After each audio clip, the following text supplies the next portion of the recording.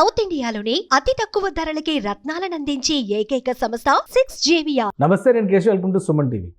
ఆంధ్రప్రదేశ్ ప్రతినిధి బృందం ముఖ్యమంత్రి చంద్రబాబు నాయుడు నేతృత్వంలో స్విట్జర్లాండ్లో జరుగుతున్నటువంటి దావోస్ వరల్డ్ ఎకనామిక్ ఫోరం సమిట్లో వరుస భేటీలతో బిజీగా గడుపుతోంది. దీనివల్ల రాష్ట్రానికి కలిగేటువంటి ప్రయోజనాలు ఏంటి, అసలు ఇండియన్ డయాస్పోరాలో ప్రత్యేకంగా ఏపీని ఏ విధంగా షోకేస్ చేస్తున్నారు, నిజంగానే పెట్టుబడులు తీసుకొచ్చేటువంటి సమావేశాలు కాబోతున్నాయి, ఇవి విశ్లేషించేటువంటి ప్రయత్నం చేద్దాం. మనతో పాటు అనలిస్ట్ సుబ్రహ్మణ్యం గారు. నమస్కారం. నమస్కారం సార్. దావోస్ వెళ్ళారు టీం మొత్తం అంతా. గతంలో కూడా చంద్రబాబు నాయుడు గారు అంటేనే దావోస్ మ్యాన్ అని చెప్పని అంటారు. అసలు ఇండియాలో దానికి ఒక క్రేజ్ తీసుకొచ్చినటువంటి పర్సనాలిటీ. ఇప్పుడు చాలా కాలం తర్వాత మళ్ళీ ఆయన వెళ్ళారు, 5 ఏళ్ల విరామం తర్వాత అనుకోవాలి. సో ఏంటి అక్కడ జరుగుతున్నటువంటి సమావేశాలు? ఒకటి, తెలుగు కమ్యూనిటీ మీటింగ్స్ జరిగినాయి, ఆయనకి వచ్చిన తర్వాత గ్రాండ్ రిసెప్షన్ జరిగింది, అక్కడ వరుస భేటీలు షెడ్యూల్ అయినాయి అని చెప్పని అంటున్నారు. సో ఏ విధంగా జరుగుతున్నాయి? ఫస్ట్ డే మీరు చూసినారంటే సార్, అక్కడికి వెళ్ళిన తర్వాత పోవడం వచ్చేసి భారత్ అంబాసిడర్ని కలవడం జరిగింది సార్. హిల్టన్ హోటల్లో ఆయనతో మాట్లాడి, అంటే ఆయన దగ్గర కూర్చొని మనకు అక్కడ ఉన్న కంపెనీలు భారతదేశానికి ఉన్నటువంటి లింక్ గురించి మాట్లాడడం జరిగింది. అంటే అంబాసిడర్ అన్నప్పుడు ఆయనకి పూర్తి క్లారిటీ ఉంటుంది కదా సార్, మృదుల్ కుమార్ గారు. ఆయనతో కూర్చొని అడిగితే ఆయన చెప్పింది ఏంటంటే, నోవాటీస్ ఇలాంటి ఎన్నో ఫార్మా కంపెనీ, నెస్ట్లీ, ఏబీబీ ఇలాంటి ఫార్మా కంపెనీస్ అన్నీ ఇంచుమించు ఒక 350 కంపెనీలు అక్కడ ఉన్నటివి ఆల్రెడీ భారతదేశంలో బిజినెస్ చేస్తున్నాయని చెప్పడం జరిగింది. అప్పుడు చంద్రబాబు నాయుడు గారు ఆయనకేం చెప్పినాడంటే, ప్రత్యేకించి ఆంధ్రప్రదేశ్లో మనకు వచ్చేసి మ్యానుఫ్యాక్చర్ పరంగా కానీ, తర్వాత టెక్స్టైల్స్ పరంగా కానీ, మనకు ఫార్మాస్యూటికల్స్ పరంగా, మెడికల్ డివైజెస్ పరంగా మంచి స్కోప్ ఉంది, దీని డైరెక్షన్లో ఆలోచించమని చెప్పేసి మృదుల్ కుమార్ గారికి చెప్పడం జరిగింది. ఆ ప్రాసెస్లో ఆయన ఏం చేసినాడంటే, తర్వాత ఒక 4 కంపెనీలు CEOస్తో కూడా ఈయనకి మీటింగ్ ఒకటి అరేంజ్ చేయడం జరిగింది అనమాట. ఆ ప్రాసెస్లో మృదుల్ కుమార్ గారితో మాట్లాడుతా చంద్రబాబు నాయుడు గారు చెప్పింది ఏంటంటే, స్విట్జర్లాండ్లో ఉండే కంపెనీలకి మన ఆంధ్రప్రదేశ్ నుంచి వర్క్ ఫ్రమ్ హోమ్ విధానంలో ఏ విధంగా సపోర్ట్ చేయగలం అనే దాని గురించి కూడా ఒకసారి ఎక్స్ప్లోర్ చేయమని చెప్పేసి చెప్పడం జరిగింది. అది కాకుండా అక్కడున్న యూనివర్సిటీస్, మనకు ఆంధ్రప్రదేశ్లో ఉన్న యూనివర్సిటీస్ స్కిల్లింగ్ సంబంధించి కానీ, ఆర్టిఫిషియల్ రేపు ఏ యూనివర్సిటీ ఒకటి రాబోతుంది కదా సార్, ఇవి 2 కోఆర్డినేషన్ చేసుకొని ఏ విధంగా 2 దేశాలకి హెల్ప్ చేయగలం అన్న పాయింట్ ఆఫ్ వ్యూలో కూడా వర్క్ చేయాలని చెప్పేసి మృదుల్ కుమార్ గారితో మాట్లాడడం జరిగింది అనమాట. అంటే అసలు పదే చంద్రబాబు నాయుడు గారు ఒక టాపిక్ రైజ్ చేస్తున్నారు, వర్క్ ఫ్రమ్ హోమ్. అవును, ఆల్రెడీ ఉమెన్కి కూడా వర్క్ ఫ్రమ్ హోమ్ ఇచ్చేటువంటి ప్రయత్నం ఫస్ట్ టైం ఇండియాలోనే ఫస్ట్ స్టేట్ అవబోతుంది అని ఆంధ్రప్రదేశ్ గురించి ఆయన చెప్పారు. ఇప్పుడు అక్కడికి వెళ్ళి కూడా స్విట్జర్లాండ్ కంపెనీస్కి work from home allotment AP నుంచి ఒక వర్క్ ఫ్రమ్ హోమ్ హబ్గా చేస్తాం అనేటువంటి మాట. అసలు దీన్ని ఎలా అర్థం చేసుకోవాలి? ఆపర్చునిటీస్ క్రియేషన్ అనేది నిజంగా సాధ్యమయ్యేటువంటి వ్యవహారం సార్. ఇప్పుడు మీకు మనకు పల్లెటూరులో పాతకాలంలో ఎవరి దగ్గరకన్నా వచ్చేసి నీకేముందరా అని అంటే, సినిమాల్లో కూడా చూసినాము, మన పల్లెటూరులో కూడా చూసినాం. ఏముందరా నీకని అంటే, నాకేరా నా 4 బిడ్డలు ఉండరు, తలా ఒక మొదలు తీసుకొచ్చి పెట్టినా కానీ నేను బతికేస్తానంటారు. అంటే దాని అర్థం ఏంటంటే, హ్యూమన్ రిసోర్సెస్కి ఉన్నటువంటి క్యాపబిలిటీ గురించి చెప్పడం. సో చంద్రబాబు నాయుడు గారు గుర్తించింది ఏంటంటే, ఆంధ్రప్రదేశ్లో ఉన్నటువంటి మనుషుల్ని వాళ్ళకి సరైన మార్గంలో ఏదన్నా గాన కల్పించి వాళ్ళని గాన మూవ్ చేస్తే ఈ రెవెన్యూ జనరేషన్కి ఒక ఆర్థికంగా ఎదిగేదానికి అన్ని రకాలుగా అవకాశాలు ఉంటాయని నమ్మినటువంటి ఒక వ్యక్తి. ఆ ప్రాసెస్లో ఆయన ఏం చెప్పినాడు, ఒకరికి ఉద్యోగం, ఒకరి ఎంటర్‌ప్రెన్యూర్‌షిప్ అవ్వాలని చెప్పేసి. సో ఆయన మైండ్లో ఏముందంటే, హ్యూమన్ రిసోర్సెస్ని గట్టిగా కానీ వాడితే ప్రతి ఒక్కరి లైఫ్ మారుతుంది అన్నది వాస్తవం. అదే ఇప్పుడు మనకి ఇంట్లో కూడా 4 ఉంటే, రేపు 4 పక్కల పోయి పని చేసి తలా కొంచెం తెస్తే ఇల్లు బాగుంటుంది కదా అనే ఆలోచన అనమాట. అదే ఆలోచనతో ఆయన పదే ఎక్కడికి పోయినా మాట్లాడడం జరుగుతుంది. సో చదువుకున్న వాళ్ళు ఉండరు, ఒక పక్క మంచి యూనివర్సిటీస్ ఉన్నాయి మనకు. ఇప్పుడు మళ్ళీ ఈ టెక్నాలజీకి సంబంధించిన యూనివర్సిటీస్ తెచ్చే ఆలోచనలో ఉన్నారు. స్కిల్ డెవలప్మెంట్ అన్న ఒక పాయింట్ స్ట్రాంగ్గా మొదటి నుంచి మాట్లాడుతుండేది చంద్రబాబు నాయుడు గారు. సో ఆ స్కిల్ డెవలప్మెంట్ అంటే దీంట్లో భాగమే.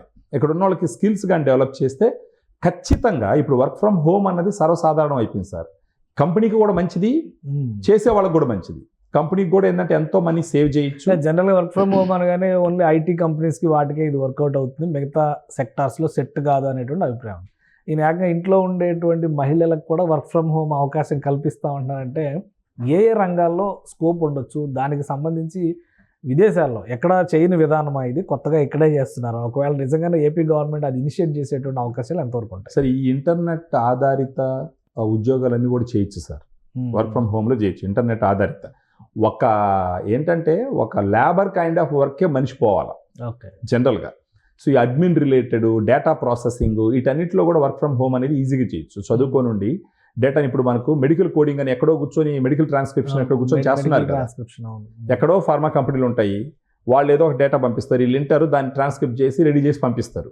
సో ఈ విధంగా దానికి సంబంధించిన ఎన్నో ఒక రంగాలు ఉన్నాయి. ఆ రంగాల్లో అక్కడున్న వాటికి కనెక్ట్ చేస్తే గనక ఇక్కడ ఉండే వాళ్ళందరినీ వాడచ్చు అన్న పాయింట్ చాలా స్ట్రాంగ్గా చెప్తున్నాడు. రీసెంట్గా ఆయన ప్రతి ఒక్క పల్లెటూరులో కానీ ఎక్కడున్నా సరే ఒక work space, work from home, కాకపోతే ఒక టౌన్లో ఒక దగ్గర ఒక ప్లేస్ పెట్టి అందరిని అక్కడికి పుల్ చేసి ఇప్పుడు అంటే సిటీస్లో ఉన్న వర్క్ని ఇక్కడ షేర్ చేయడము అన్నది. అంటే ఆయన ఏం చేస్తున్నాడంటే ఓన్లీ సిటీస్లోనో లేకపోతే పెద్ద పెద్ద దేశాల్లో ఉన్న వర్క్ అక్కడికే పోయి చెయ్యాలా అన్న నిబంధన లేకుండా దాన్ని సింప్లిఫై చేసి ఒక పల్లెటూరు లెవెల్లో తీసుకొస్తే గనక కొన్ని కారణాల చేత ఊరు వదిలి బయట పోలైనటువంటి వాళ్ళు, సమర్థత ఉన్న వాళ్ళు ఆ అవకాశాలు అందిపుచ్చుకున్నారు అని అంటే ఒక ఆర్గనైజేషన్ పరంగా వాళ్ళు బాగుపడతారు, ఒక కుటుంబ పరంగా వీళ్ళు బాగుపడతారు అన్నది ఆయన పాయింట్.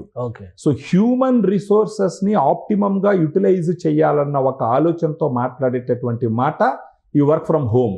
సో ఆ విధంగా ఆయన చాలా స్ట్రాంగ్గా నమ్ముండాడు అండ్ ఆయన ఖచ్చితంగా దాంట్లో ముందడుగు నిజంగానే ఆయన చెప్పినట్టుగా ఇప్పుడు మహిళలు కూడా చాలా మంది ఎంబీఏలు, ఎంసీఏలు, బీటెక్ ఇలా ఉంటారు కదా సార్, ఇంట్లో ఉండాల్సిన పరిస్థితి, చూసుకోవాల్సిన ఉంటుంది కాబట్టి అవును. సో వాళ్ళందరికీ ఆపర్చునిటీస్ ప్రొవైడ్ చేసి ఖచ్చితంగా ఇవ్వచ్చు సార్. ఇప్పుడు మనకు సాఫ్ట్వేర్ రిలేటెడ్ కోర్సెస్ చేసుంటారు, మేనేజ్మెంట్ రిలేటెడ్ కోర్సెస్ చేసుంటారు, లేకపోతే కామర్స్ అని అది ఇదని చేసుంటారు, ఈవెన్ సైన్స్ చేసుంటారు. వాళ్ళందరికీ అందుకని ఆయన మాట్లాడేది రెండు సార్, ఒకటి విద్య, తర్వాత స్కిల్స్. ఈ రెండు ఆయన విద్య అనేది ఆల్రెడీ చదివి ఉండరు, అంత క్వాలిఫికేషన్స్ ఉంటాయి, చదివిన ప్రతి ఒక్కరి స్కిల్స్ ని ఉపయోగించేటువంటి ప్రయత్నం. ఇప్పుడు వాళ్ళ స్కిల్స్ డెవలప్ చేసి ఆ తర్వాత దానికి సంబంధించిన ఉద్యోగాలు తీసుకొచ్చి పెడితే కనుక ప్రతి ఒక్కరూ సంపాదించే అవకాశం ఉంటుందని చెప్పేసి చాలా స్ట్రాంగ్గా చెప్తున్నాడు. ఇది చెయ్యాలి సార్, ఎందుకంటే ఇప్పుడు ప్రపంచం ఒక కుగ్రామం అయిపోయింది ఇంటర్నెట్ వచ్చిన తర్వాత. ఇప్పుడు పల్లెటూరులో కుటుంబ అవసరాల రీత్యా నిలబడిపోయిన వాళ్ళు ఎంతో తెలివైన వాళ్ళు ఉంటారు వాళ్ళలో. అది ఉపయోగపడకుండా పోతుంది, దేశానికి ఉపయోగపడట్లేదు, రాష్ట్రానికి ఉపయోగపడట్లేదు, వాళ్ళ కుటుంబానికి ఉపయోగపడట్లేదు. సో ఈయన చేసే ప్రయత్నం ఏంటి, వాళ్ళ కుటుంబానికి ఉపయోగపడాలా, రాష్ట్రానికి ఉపయోగపడాలా, దేశానికి ఉపయోగపడాలా అని చెప్పేసి. సో ఆ రకంగా చేస్తున్నటువంటి ప్రయత్నం అది. సో ఇప్పుడు దావోస్ లో జరగబోయేటువంటి అగ్రిమెంట్స్ లో ఇది కూడా టాప్ ప్రయారిటీలో ఉంటుంది, ప్రైమరీ పాయింట్ గా ఉంటుంది సార్. అంటే చంద్రబాబు గారు మాట్లాడేది చూసినారంటే సార్, మీరు ఒకటి గుర్తుపెట్టుకోవాలి ఏంటంటే ఉన్న ప్రతి మనిషిని పని చేయించాలనే కృత నిశ్చయంతో ఉన్నాడు సార్ ఆయన. ఓకే, ఏదో తాగేసి తర్వాత బయట గట్ల మీద కూర్చొని ఉండకూడదు అన్నది ఆయన పాయింట్. ప్రతి ఒక్కరు పని చేయాలన్న పాయింట్లో ఉన్నాడు ఆయన. సో దానికి సంబంధించి తీసుకొచ్చి ఇచ్చినటువంటి ఎంతో మంది దాన్ని అందిపుచ్చుకొని చేసుకునే అవకాశం ఉంటుంది. తర్వాత ఇప్పుడు ఇంకొకటి కూడా సార్ చూడండి, అక్కడ కూడా ఆయన వెళ్ళిన తర్వాత మీట్ అండ్ గ్రీట్ అని ఒక ప్రోగ్రాం పెట్టినాడు. ఆ ప్రోగ్రాంలో కూడా ఆయన మాట్లాడింది ఏంటంటే, నేను తెలుగుడుగా పుట్టిన దానికి నేను గర్వపడుతున్నాను, మళ్ళీ జన్మంటుంటే తెలుగుడుగానే పుట్టాలనుకుంటున్నాను, ప్రపంచాన్ని శాసించే దిశగా తెలుగోళ్ళు ఉన్నారు. ఈవెన్ రామ్మోహన్ నాయుడు ఒక పాయింట్ అంటాడు అక్కడ, లోకేష్ గారు, రామ్మోహన్ నాయుడు గారు, అంటే తెలుగోళ్ళుగా మనం గర్వపడాల్సిన విషయం. వాళ్ళు అనేది ఏంటంటే, రామ్మోహన్ నాయుడు ఏంటంటే గోదావరి అయినా సరే, గ్లోబలైజేషన్ అయినా సరే, ఆవకాయ అయినా సరే, ఐటీ అయినా సరే, గోంగూర అయినా సరే, ఎంటర్ప్రీనర్షిప్ అయినా సరే, దేనికైనా తెలుగుళ్ళు రెడీ అనేసి ఆయన అంటాడు. లోకేష్ గారు మీరు ఎన్ఆర్ఐలు కాదు ఎంఆర్ఐలు అంటారు, మోస్ట్ రిలయబుల్ ఇండియన్స్ అనేసి. ఇంకొకటి అక్కడ లోకేష్ గారు ఒక పాయింట్ చెప్తారు, మన ఇండియాలోనే హైయెస్ట్ రెమిటెన్స్ అంటే ఆడ సంపాదించి ఇంటికి డబ్బులు పంపించేది 40,000 కోట్లు 1 yearలో ఆంధ్రప్రదేశ్కి వచ్చింది. 2023లో వచ్చినాయి. అక్కడ సంపాదించిన డబ్బులు 40,000 కోట్లు విదేశాల నుంచి, ఏ దేశం నుంచి అయినా కానీ అని సంపాదించడం పంపిస్తున్నారు. సో అంత కెపాసిటీ ఉంది మీకు, ఆ విధంగా మీరు రాష్ట్రానికి ఉపయోగపడుతున్నారని చెప్తూ చంద్రబాబు నాయుడు గారు అదే అంటాడు, మీరు ఇక్కడ ఉన్నారు సంతోషం, కానీ మీరు పుట్టిన నేలని మర్చిపోవద్దు. మీరు ఇక్కడి నుంచి ఏం చేసుకున్నా, మీరు ఎంత సంపాదించుకున్నా పుట్టిన నేలకి ఏం చేయాలనే దిశగా మీరు ఆలోచించండి. దానికి మీకు కావాల్సిన సపోర్ట్ నేను చేస్తాను గవర్నమెంట్ పరంగా. ఓకే, సో దానికి అది కాకుండా యూరోప్లో సార్ ఇక్కడ వాళ్ళు ఒక ఎక్స్పోర్ట్ ఇంపోర్ట్ సెల్ కూడా పెట్టినారు. అంటే అక్కడ వాళ్ళని ఇక్కడ వాడుకునే విధం ఒకటి, అక్కడ వాళ్ళకి ఏ రకంగా ఇక్కడ నుంచి ఉపయోగపడాలన్నది. అంటే ఇంపోర్ట్ ఎక్స్పోర్ట్ సెల్ పెట్టడం ద్వారా అక్కడున్న ఎన్ఆర్ఐలకి వాళ్ళు వ్యాపారాలు చేయడానికి ఉండేటటువంటి అవకాశాలంతా ఈ ఎక్స్పోర్ట్ ఇంపోర్ట్ సెల్ కలెక్ట్ చేసి వాళ్ళకి ఇస్తుంది అనమాట. సో అక్కడున్న వ్యాపారాలు కూడా వాళ్ళు ఎక్స్ప్లోర్ చేసేదానికి అవకాశం ఉంటుంది. సో ఆ రకంగా నేను చెప్తున్నా అంటే, మీరు ఇక్కడ ఉండండి, కానీ అక్కడికి సపోర్ట్ చేయండి, రాష్ట్రానికి సపోర్ట్ చేయండి. ఓకే. సో అలా చెప్పడం జరిగింది. దాంట్లో లోకేష్ గారు అంటే నేను ఇప్పుడు జురిచిలో ఉన్నానా జోలపాలెంలో ఉన్నాను అనేసి అక్కడ ఉన్న తెలుగు వాళ్ళు చూసి. ఇంకొకటి వచ్చి రాజకీయంగా కూడా వాళ్ళు ఏంటంటే మేము కష్టాల్లో ఉన్నప్పుడు మీరందరూ వచ్చి నిలబడ్డారు, చంద్రబాబు నాయుడు గారిని జైల్లో వేసినప్పుడు మీరందరూ వచ్చి సపోర్ట్ చేసినారు అన్న ఒక పాయింట్. తర్వాత చంద్రబాబు నాయుడు గారు ఏమన్నారంటే మీరందరూ వచ్చి ఓట్లేసి రాక్షస పాలన పక్క తీసినారని చెప్పేసి చెప్పిన ఒక పాయింట్. దీంట్లో అదే డిస్కషన్లో ఇంకో 2-3 పాయింట్లు మంచి పాయింట్లు వచ్చినాయి సార్. ఒకటి లోకేష్ గారు చెప్పింది ఏంటంటే మామూలుగా మా నాన్న పొలిటీషియన్ గానే చూస్తారు, అంటే చంద్రబాబు గారిని మీరు పొలిటీషియన్ గానే చూస్తారు, ఆయన 3 బిజినెస్లు పెట్టి ఫెయిల్ అయ్యి 4వ బిజినెస్ హెరిటేజ్ సక్సెస్ అయింది చెప్పడం.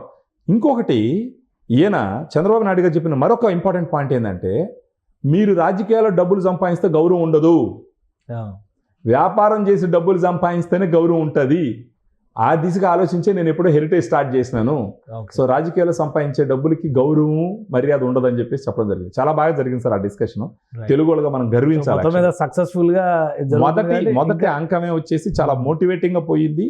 అంటే చాలా థాట్ ప్రొవోకింగ్ ఉంది. ఇంతకు ముందర అలాగా సార్ అక్కడ పోయేసి పంచ ప్రభాకర్తో ఫోటో దిగడము, లేకపోతే ఎయిర్పోర్ట్లో పోతుంటే చేతులు ఊపించుకోవడము, అలాంటి ఒక సంస్కృతి నుంచి ఇప్పుడు నిన్న జరిగింది చూసినామంటే మాత్రం మనకు ఒక ప్రొఫెషనల్ అప్రోచ్, చాలా ప్రొఫెషనల్, చాలా హోప్ఫుల్ మీటింగ్ కూడా మనం చూడొచ్చు. రైట్. థ్యాంక్ యూ సుబ్రహ్మణ్యం గారు విశ్లేషణ అందించడం. ఇది దావోస్లో జరుగుతున్నటువంటి సమ్మిట్లో భారతదేశానికి సంబంధించి అలానే ఆంధ్రప్రదేశ్లో ఉన్నటువంటి అవకాశాలకు సంబంధించి ఇది ఒక వర్క్ ఫ్రమ్ హోమ్ హబ్గా ఏ విధంగా మార్చాలనేటువంటి ప్రయత్నాలని ముందుకు తీసుకెళ్తోంది ఏపీ సర్కారు.